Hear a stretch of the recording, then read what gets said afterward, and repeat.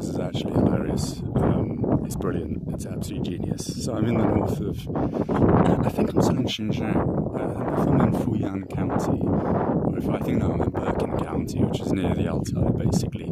The little pinch between Russia, Mongolia and Kazakhstan, that part of China. But they have all these weird wacky projects, like the eccentricity is just hilarious.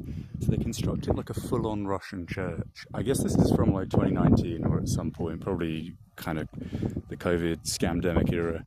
But it's just like an abandoned mock church that's just like, I think it still has a working elevator. It's like completely fucked up. And I'll show you the high street. Honestly, there's gonna have to be multiple videos for this because it's just brilliant. When you see the high street, it's so unbelievably authentic, but unintentionally, because they built the kind of classic, you know, Disneyland fairy tale, brand new, what's called Russian custom street, which historically apparently stems from the fact that, stems from the fact that this used to be a frontier post for the Russian Empire, or between the Russian Empire and the Chinese Empire. So there was lots of trade, and there was therefore a lot of European and Russian architectural influence. But now, because it's completely abandoned, we go to the high street. I mean, the waterfront still looks very nice, but for Chinese standards, obviously, when stuff is like overgrown and trashy like this, which gets crazy worse in a second, you know its business is not good. It's just like a mattress wholesaler in this old restaurant complex now. But what's really funny is, because it's so trashed, and there's so many like drunk Chinese people on this custom street, which I'm going to go to now, the main street, like literally it looks like a part of Central or South America. It's super authentically Russian now, because this is sort of what you'd expect in Russia, in some sort of Gotnik part of, I don't know, 1980s Moscow. Look at this. So we've just walked from there around up to the coast. This waterfront looks really nice, by the way. It almost looks like it's like 1945. We've just been bombed out. Some Germans have just left a Belarusian town, and yeah, this looks a little bit more lively over here. It is very charismatic, I have to say. But I'll show you the main street. It's also these weird, like, this is like the child trafficking symbol, if you don't know. Gnomes and pedophilia are like the sort of, they're associated, so I don't know why they're sprinkled everywhere around this city. But yeah, this is not supposed to look like a post-World War II bombed out town, by the way. This is just what has happened because the concept has failed. But I love it, and you're going to see in a second, it is now more authentic. It's brilliant. There's another bloody gnome. They're everywhere.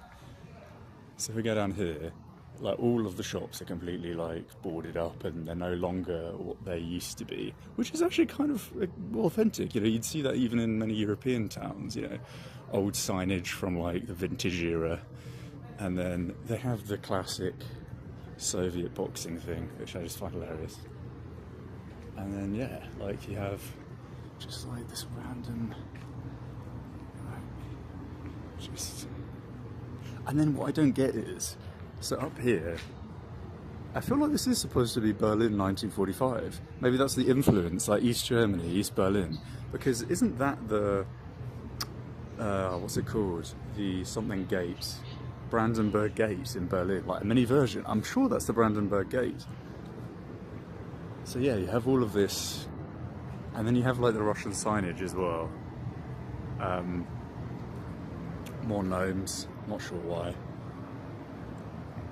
Yeah, now it just looks authentic. Now it looks like probably a lot of places in Europe where you had the former sort of European architecture, and it's now being taken over by migrants from China and Vietnam and the Philippines. They even have like the original like Russian chairs in there, the restaurant chairs, which is now just being converted into, actually it looks like a homeless sort of crack den. And then these big dolls everywhere. I think they've actually demolished part of the original town, but we're going to go back in a minute, back through here. But you see, it looks kind of cool, doesn't it? I mean, it's not supposed to look trash. This is the complete antithesis of what the Chinese developers would have wanted, but it's now atypically European. They always have these bullshit bronze statues everywhere, even though this is actually not bronze, this is like paper mache. Look, it's mad. Brandenburg Gate. And yeah, when I came through, it's obviously, I suppose it's kind of late because of the, it's lighter up in the northern hemisphere, but it's 10:10 at night. And look, I'm pretty sure that says Kino. I don't know if my Russian's very good. Always seems similar to German. I wonder if they had a Russian cinema here. That'd be so cool. It's just so random, man.